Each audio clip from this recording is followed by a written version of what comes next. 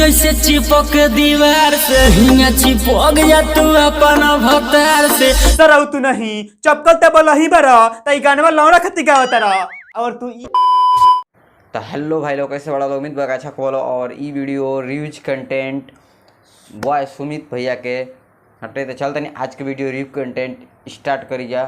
और ई वीडियो हंसे और हंसावे खातिर बनावल जाता और दिल दिमाग पे सीरियस में ना लेवे खातिर। तो चलते नहीं आज के वीडियो स्टार्ट करते नहीं।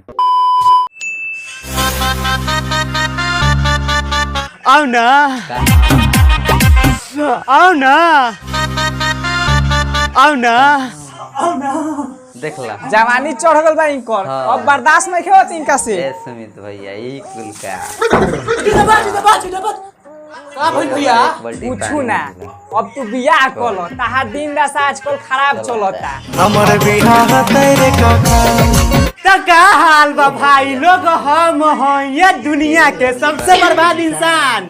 घर में चिपकली जैसे चिपक दीवार से हिया चिपक जा तू अपन भतार से। देखो देखो यही लोग होते हैं लड़बक ना। एक राई बतिया गाना गा के बतावल जरूरी बा। घर में चिपकली जैसे चिपक दीवार से हिया चिपक जा तू अपन भतार से। तरह तू नहीं चपकल ते बोलही बरा तई गानवा लौड़ा खती गावत रहा और तू ई बताव कि तहार अश्लीलता पर का विचार बा। अश्लीलता पे क्या मेरा विचार रहेगा? क्या विचार रहेगा रे सरवा बुलेट बाते ही अश्लील गाना गावेलिस। आ तनी अश्लील गाना गावल कम कर ना त बाबू तोरा के एक दिन हम नाली के पानी पिया पिया के खूब मारे ना। ते ही बताओ कि तोर अगर जे ई गाना लड़की सब के बीच में बाजी तो कितना शर्मसार हुई सन। लड़की को तो गाना सुनना ही नहीं चाहिए। लड़की को तो गाना सुनना ही नहीं चाहिए। लड़की को तो लड़की गाना ना सुन सके। लड़कियों को गाना नहीं सुनना चाहिए। ए भैया तू हमसे एगो बात बताव हो, मर्द जब लड़की संग के तहार गाना ना सुने के चाहिए तो ओखनी के तहारा गानवा पर रील्स वीडियो काहे बनाइली सोन। आज भर ढेउ दा ढोढ़ी जाने छेउ दा। ढोरिया के जगह पर हमरा के एक बार हवा दिखा दो, हमर गदहा के जन्म छूट जाई। ए हने हने ना अगर के हौ लइकिया हमरा के हौ देखा दी त हमर गदहा के जन्म छूट जाई नु। हां हमरो छूट जाई। भाग मौगा भाग।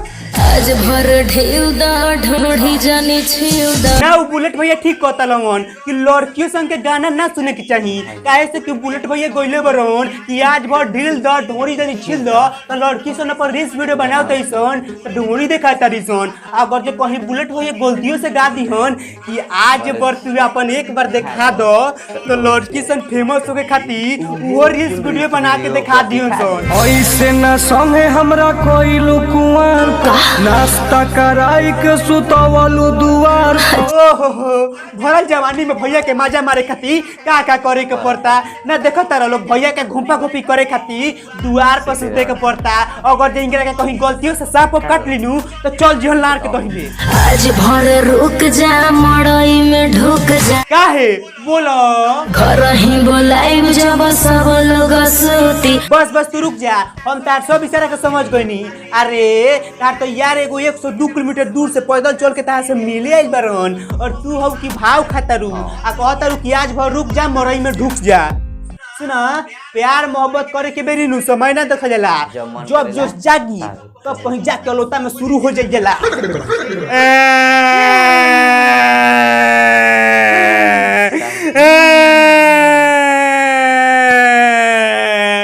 लाइट भाग गइल। जाता ना मड़ई में ढुक जालो टपा मालूम ना। जो भाई लोग वीडियो पसंद लागल हो तो लाइक कर लो। और नया चैनल पर नया आइल बढ़ लो तो चैनल को सब्सक्राइब कर लो ताकि जो वीडियो नया अपलोड करी तो सबसे पहले नोटिफिकेशन मिले। चलते नेक्स्ट वीडियो मिले तब खातिर वाह।